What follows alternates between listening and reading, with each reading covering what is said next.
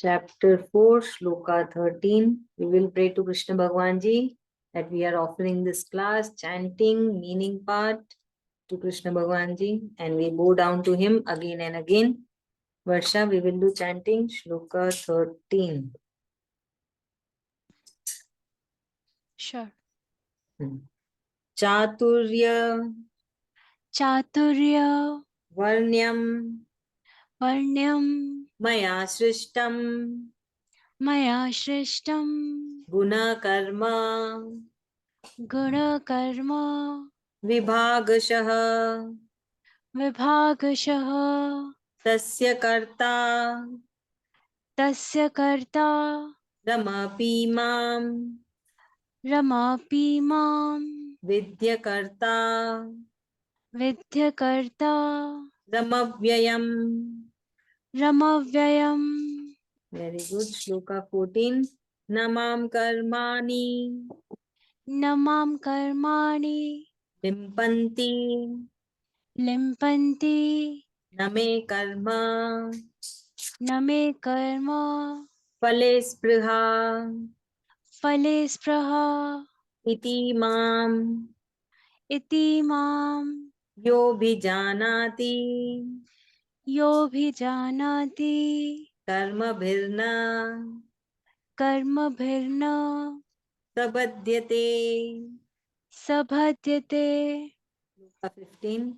Evam Gyatva Evam Gyatva Kritam Karma Kritam Karma Purvairapi Purvairapi Mumukshubhi Mumukshubhi Kuru Karmaiva Kuru Karmaiva Tasmatvam Tasmatvam Purvai Purva Purvai Purva Taram Kritam.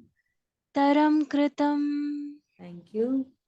Shri Krishna Rupashri ma'am, how are you? Yeah, long time. I'm also good. How is your health? Yeah, ma'am, I'm doing good. How is Shreya? Yeah, she's fine.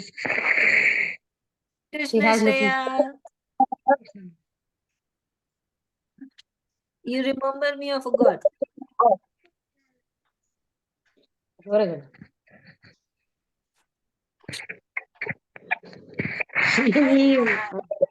She was like, I told I'll attend Bhagwad Gita class. So she's like, Vandana ma'am class. Yeah, I'll come, I'll come. She came and she was doing something. Okay. You're able to manage everything? Yeah, ma'am. But that's what the time I couldn't manage to attend earlier. Today I had no plans actually. All of a sudden, it's like I was like just seeing the time and like everything was over. So I was like, yeah, okay, 8:30 maybe I can try. I just randomly I'm like, okay, everything is done. I can sit for the class today. Great, very nice. So, ma'am, we are doing chapter 4, Shloka 13 reading now. Chapter 4, Sloka 13, ma'am. Yeah. Okay. So here Krishna Bhagwan Ji is saying that he has created 4 categories of occupation for peoples, like for humans. So it is according to the guna and the karmas. And our gunas that we are born with and the gunas we are in and the karmas we are doing. So all Sri Krishna Ji is saying that although he is the creator of this entire system, the entire universe, so no, still humans should know that what karmas has to be performed and what not has to be performed. So there are gunas in the sense there are 3 gunas: sattvic guna, rajasic guna, and tamasic guna. So tamasic guna is the very lower part. So that is the worst guna.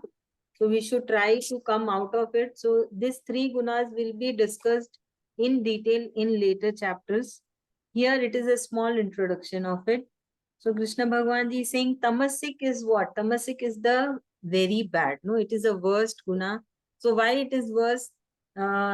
the human which is in tamasic guna will be lazy, lethargic, no, all the bad nature, bad feelings, like human demon in a no, human form. We can say in short, demons in the human form, and bad people. So they belong to tamasic guna. And sattvic guna is the most supreme. Now, like we all are in sattvic guna, we are attending the class, we are chanting, because we all are housewives. We have our own commitments, we have so much of work to do, but still we have kept everything aside and we are sitting here giving our 40 minutes to get more knowledge, to understand Gita, to understand what is Supreme Lord and what he is, and to understand that why we should believe in Sri Krishna ji and why we should chant the shloka. So we are in Sattvic Guna. And Rajasic Guna is what? Rajasic Guna is that people are more attached towards the materialistic things, materialistic objects. They are not belonging to Tamasic Guna because they are not lazy. They don't have any bad nature or bad feelings.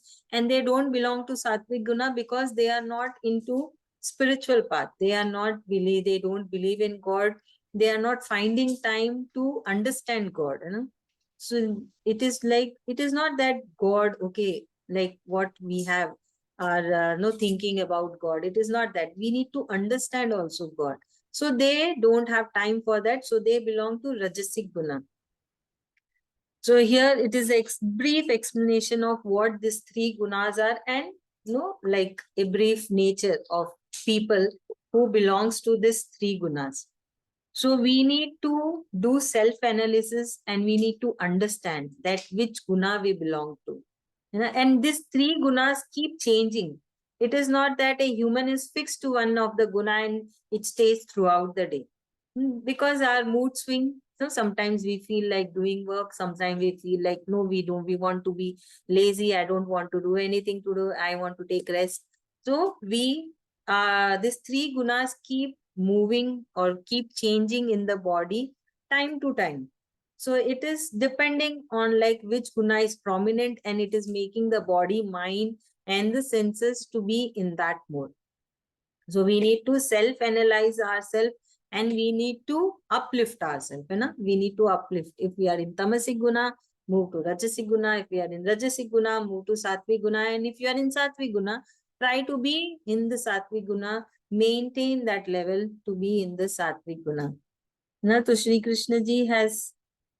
So here we will find that we will fall into any of these four categories. So first category is the Brahmana, who is predisposed to gaining knowledge, faith in Supreme Lord, sharing knowledge, will usually have a prominence of Sattvic Guna.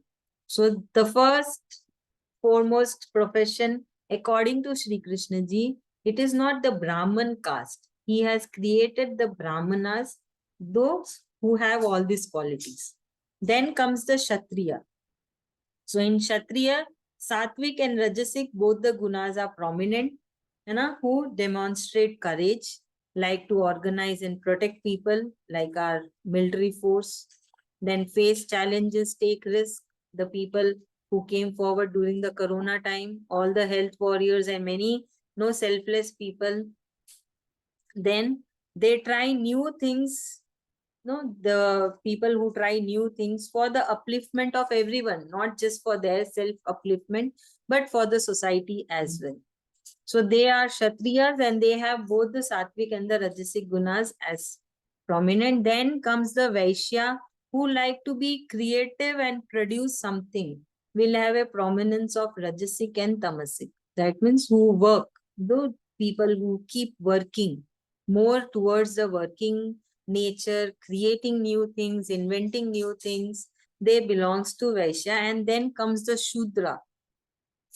Shudras belongs to Tamasic Guna, that we can say that labor class, we can say, who will execute the task but requires lot of motivation. So then them prominence of Tamasic Guna is more. So we have been told that the four classes are due to the birth and the gunas and the karmas, right? So it is Sri Krishna ji has decided, And he's saying that it is not because of the birth in the sense, suppose someone has take birth in a doctor family, so it doesn't mean that that person will become a doctor. Maybe that person is a warrior, may go in some air force or some navy, or any soldier, or it can be an entrepreneur. So Krishna Bhagwan is saying that the profession, it shouldn't be decided according to the birth, but according to the gunas and the karma that one body is doing. So this is what now people are bringing the revolution, but already Sri Krishna ji has told 5,000 years back that you should not decide the profession according to the birth, but according to the nature, according to the guna, according to the karma that the body is doing. So it is like, now actually the revolution is coming. People are trying to understand God, trying to understand his teaching. Like this generation now, this current people, many people are trying to come out of that myth that if we are born in a businessman family, it has to be only a businessman. If we are born in a teacher's family, it has to be only a teacher. Now the revolution has come, evolution is happening, and people thinkings are also changing. And Krishna Bhagwan ji is already open-minded, broad-minded. He is already told, don't decide according to the birth, do according to your karma and the nature. This is what been told in Sloka 13. Rupashri ma'am, would you like to explain? Yes, ma'am, I'll try. Here in this shloka, Lord Shri Krishna is trying to explain the different category of people who he is classifying. These categories are based on the different gunas. There are three types of gunas: sattvic, rajasic, and tamasic. Sattvic is someone who is like uh, who is not carried away with materialistic things, who understands the purpose of life, who wants to lead a meaningful life, and who is dedicated his life for like salvation. He knows the true purpose, and he has such thoughts. He is always aligned and he is in calm and composure. So that is sattvic guna. Rajasic is someone who is into materialistic desires, and he wants to enjoy the pleasures of life, and he is carried away by it. So he doesn't have the time, even though he knows sometimes if this is required or this is good to be done. He gets carried away and he may not be able to put in focus to show devotion towards God. Tamasic guna is someone who is like completely ignorant. They wouldn't even have a chance to even realize that they are actually in ignorance. So even though someone tells them that you need to lead life like this, and you're wasting your time, or like you're not doing the right thing, the purpose of life and other things, if it is explained also, they can't even relate to it, because they are actually in different sangat, which is like they can't even come out of it, because their karma is such that. So based on these three categories, Lord Shri Krishna is trying to tell that the brahmanas are created, who are like more who are like born with the guna of sattvic. Their main focus is towards uh, being good and doing good and dedicating their lives towards God. And then comes the kshatriyas, which is a mix of the guna of sattvic and rajasic gunas they have. So they dedicate their life like offering the service of performing their duties and other things. Then comes vaishyas, who have a lot of creativity, which have the gunas of tamasic and rajasic. Is it, ma'am? Yes, ma'am. Yeah, they have a mix of both of them. So they are mostly into this creative jobs and others. And then finally it comes to shudras, who have mostly the gunas of tamasic guna. So they are completely ignorant, and for them to come out of it also, it gets really hard. So Lord Shri Krishna is explaining that in the creation, it's not the caste. It is like these are the different types of gunas based on their birth. They'll fall into a particular category.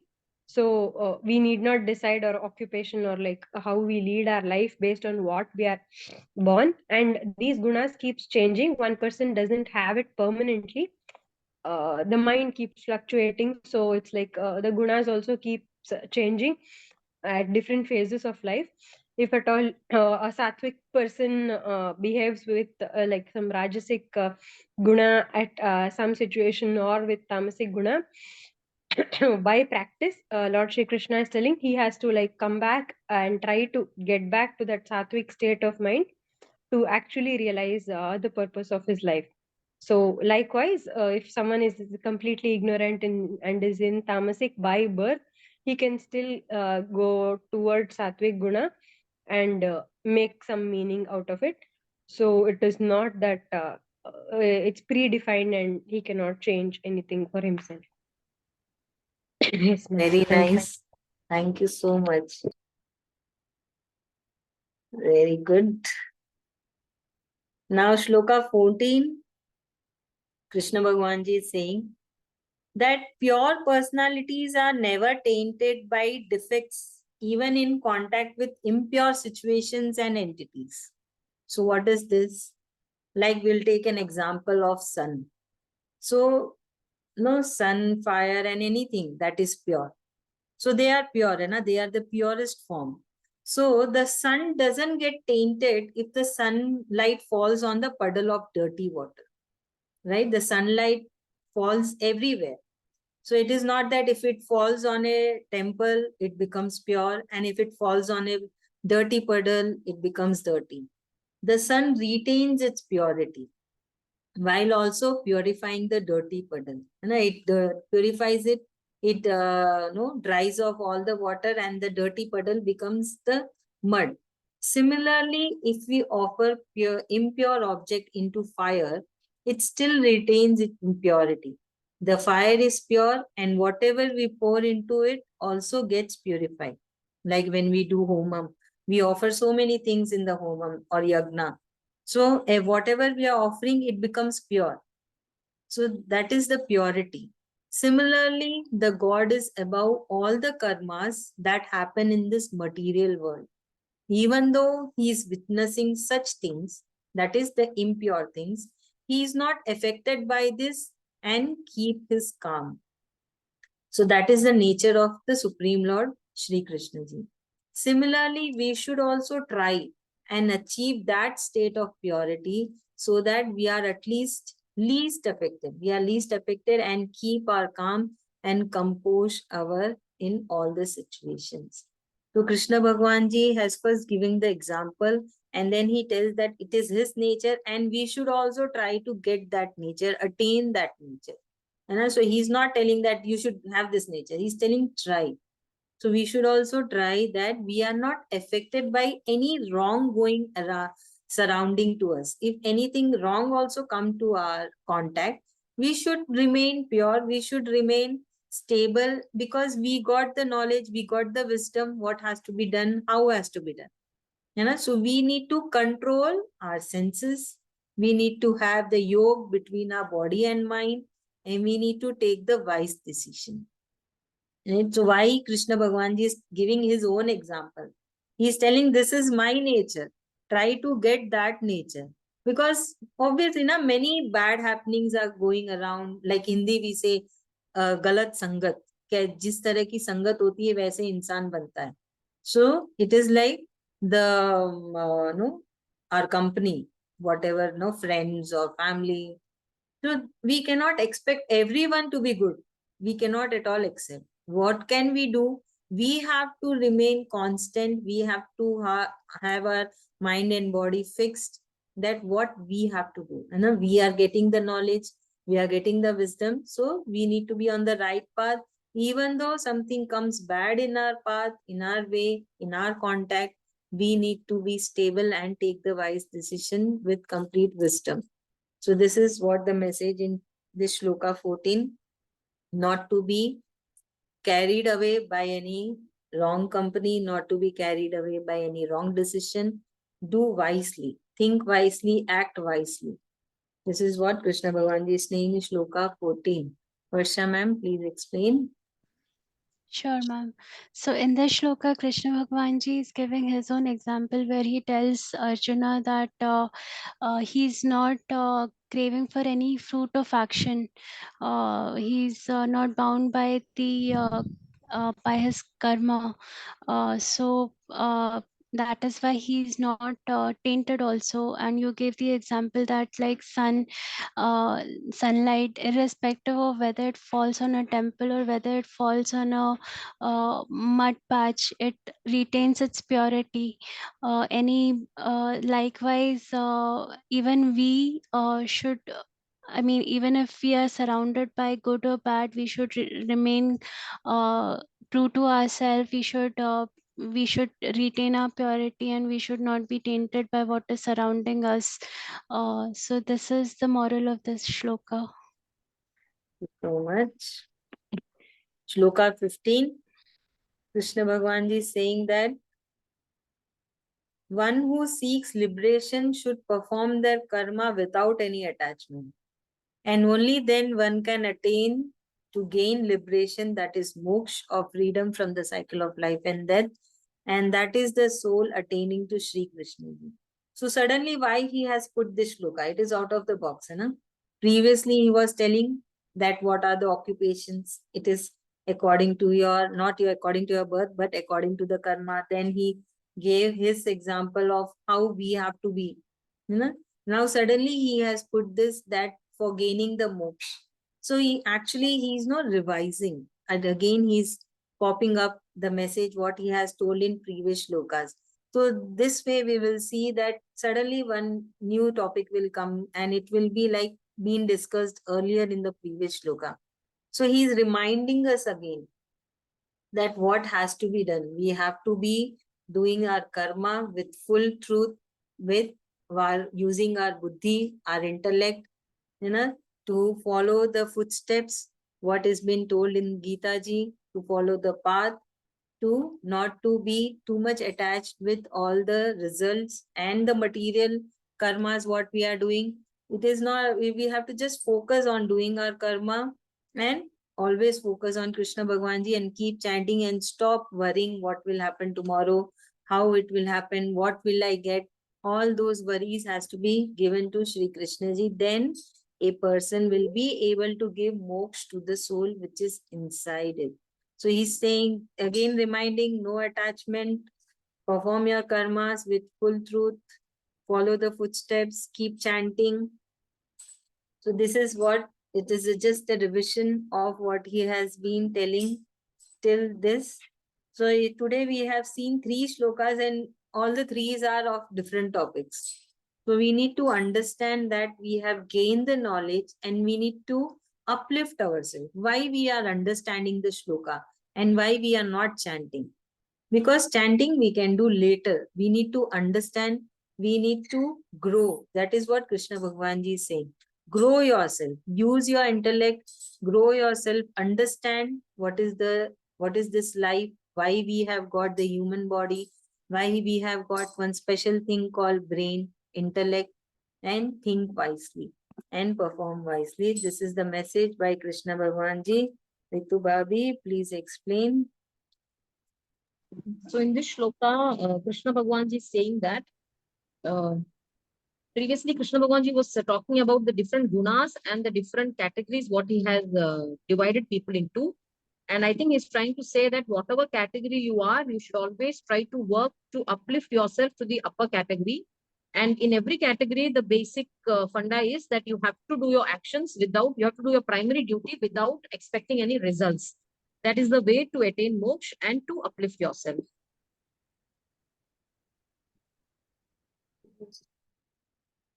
Yeah, true. Rupesh ma'am will do chanting. Yes, Victor. Yeah, she's not well.